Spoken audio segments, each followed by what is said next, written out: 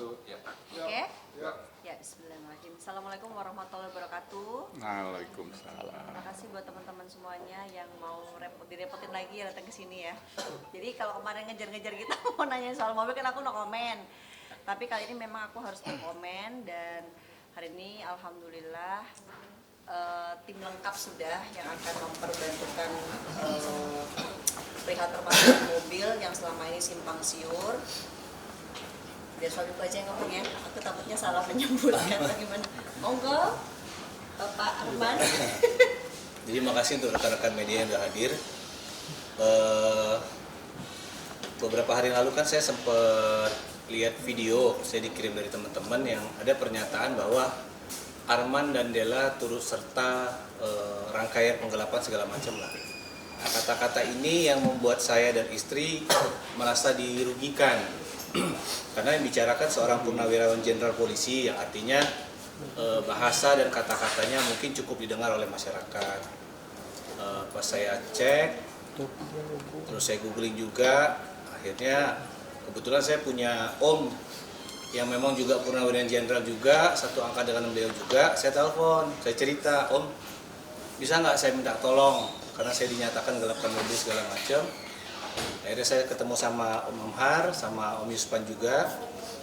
Saya cerita sampai akhirnya saya memutuskan dengan istri untuk hari ini preskon untuk membantah ucapan beliau-beliau tersebut yang mengatakan bahwa saya dan istri adalah bagian dari rangkaian penggelapan. Untuk selebihnya mungkin Om Amhar atau Om Yuspan yang lebih pantas dan lebih tahu dan lebih mampu untuk menjelaskannya. Om. Terima kasih, selamat sore rekan-rekan sekalian yang bisa hadir pada acara press conference atau press release dari Pak Arman beserta istri Ibu Della. Saya secara profesional ditunjuk oleh Pak Arman dan Bu Della ini sebagai pendamping hukum dalam perbuatan dugaan pidana yang dilaporkan oleh saudara Muhammad Riza. Maaf, saya dulu supaya jangan salah anunya nanti bisa berdampak juga hukum.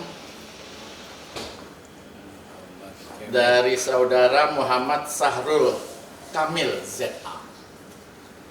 Beliau inilah yang melaporkan Pak Arman dan Bu Della ini ke Polda Metro Jaya dugaan penggelapan. Sebagaimana yang sudah disampaikan oleh mereka di dalam juga konferensi pers atau press release beberapa waktu yang lalu. Saya dan Pak Yuspan, Dr. Yuspan juga sangat menghormati bahwa karena dia merasa mempunyai hak hukum untuk melaporkan, sehingga kewajiban kami sebagai lawyer profesional itu memberi pendampingan. Nanti kalau ada tuntutan perdata, berarti nanti mereka berdua memberi kuasa kepada kami. Jadi sore hari ini kami akan menyampaikan nanti secara detail tentang unsur-unsur pasal 372 penggelapan itu oleh Pak Dr. Yuspan karena beliau memang pakar di bidang hukum pidana, dan saya juga menyampaikan ini. Kita akan mendampingi Pak Arman ini sampai apabila ada tuntutan ini sampai ke putusan inkrah. Jadi mulai dari lidik, yang ini baru lidik, kami lihat suratnya, sampai penyidikan, dan nanti penuntutan persidangan sampai inkrah. Sehingga ini kami lakukan karena kewajiban profesi, bukan karena saya ini omnya Pak Arman, bukan, memang profesi. Jadi ada istilah di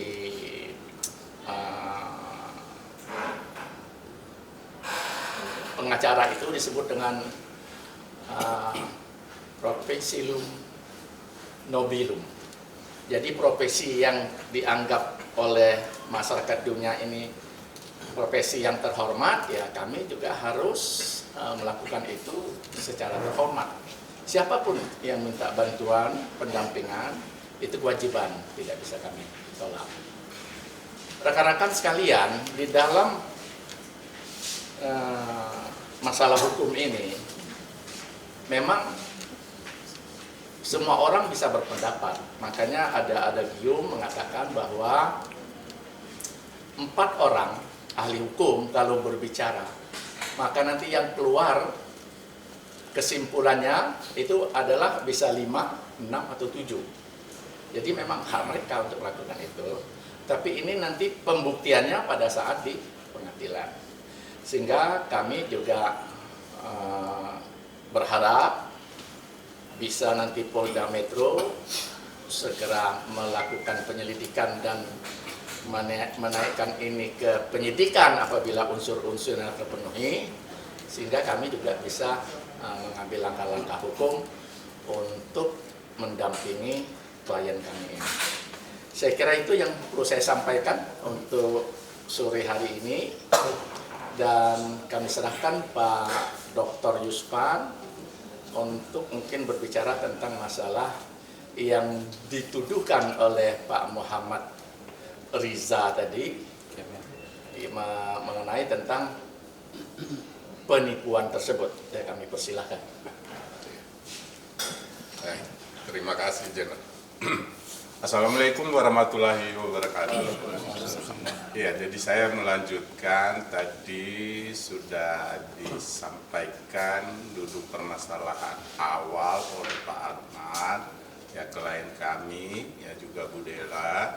Dan kemudian sudah ditanggapi apa yang sudah berlangsung oleh beliau, ya ketua tim kami, Irjen Paul Purnawirawan Al-Azhar.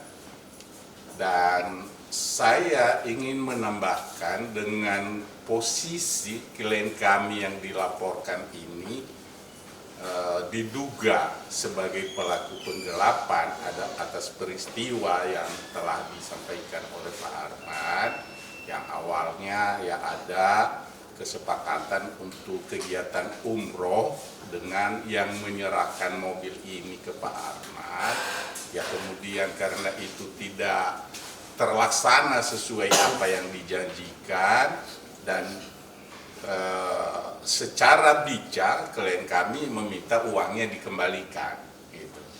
Nah, dengan tidak ada uang pengembalian kepada klien kami oleh yang menerima uang biaya umroh tersebut, maka dia mengajukan untuk menitipkan sementara kendaraan sambil menunggu waktu yang dijanjikan lebih kurang 1 bulan ya Pak. Betul. 1 bulan untuk dibayarkan, dan setelah itu kendaraan yang dia serahkan sementara untuk ya meyakinkan atau jaminan gitu ya, akan dikembalikan setelah dibayarkan uang yang telah diterima tersebut. Nah, sebelum jatuh tempo itu ada yang datang mempertanyakan bahwa kendaraannya. Nah, itu klien kami juga ya merespon dengan sangat positif dan sangat bijak. Ya, dengan cara ya karena ini saya terima dari orang lain bukan dari Anda, dan ini ada hubungan permasalahan hukum, maka untuk mengamankan dititipkan di Polres Bekasi dan oleh polisi yang memang memahami fungsi dan tugas mereka, yaitu diterima sementara, diberikan tanda terima kepada klien kami, bukan langsung diparkir di situ saja seperti yang disampaikan oleh ya rekan pengacara dari pelapor gitu ya. Makanya sebenarnya dengan melaporkan itu ya kami anggap sah-sah saja ya sebagai warga negara yang menjunjung tinggi hukum. Tetapi yang mengecewakan ketika mereka publis ya dengan dia seperti sudah memvonis bahwa klien kami ini bersalah, menggunakan kata sudah pasti, menggunakan kata ada niat gitu kan. Nah, sementara dalam penyampaian mereka ya tidak menentu, sementara dibilang menggelapkan, sementara dibilang hanya turut menggelapkan. Jadi saya pikir ini masalah nasib dan rezeki orang, ini nama baik gitu. Jadi kita ini penegak hukum harus profesional gitu kan, jangan asal bunyi gitu. Kita harus tahu dulu permasalahan dan kita tahu alur untuk penegakan hukumnya. Jangan memvonis seperti kita sebagai penyidik, kita sebagai jaksa penuntut umum, dan kita juga sebagai hakim yang menggunakan kata pasti, ada niat gitu kan. Nah, ini sangat merugikan klien kami, apalagi klien kami ya pengusaha, mereka pembisnis. Ya, ini harus clear gitu. Jadi untuk membuat clear, ya teman-teman yang telah menyampaikan seperti memvonis klien kami, ya supaya mereka semakin pintar, kami akan tuntut tanggung jawab hukum mereka. Ini memberikan laporan palsu. Nah, ada konsekuensi hukumnya. Mereka publis di media, ada konsekuensinya, undang-undang ITE. Jadi untuk kedepannya ya saya berharap ya terutama ya pihak pelapor ini ya profesional lah dalam bermedsos, profesional lah dalam menuntut haknya, ya termasuk ya lebih banyak berharap saya kepada ya penasihat hukumnya, ya karena kita ini ya pengacara, tugas kita adalah meluruskan penegakan hukum kepada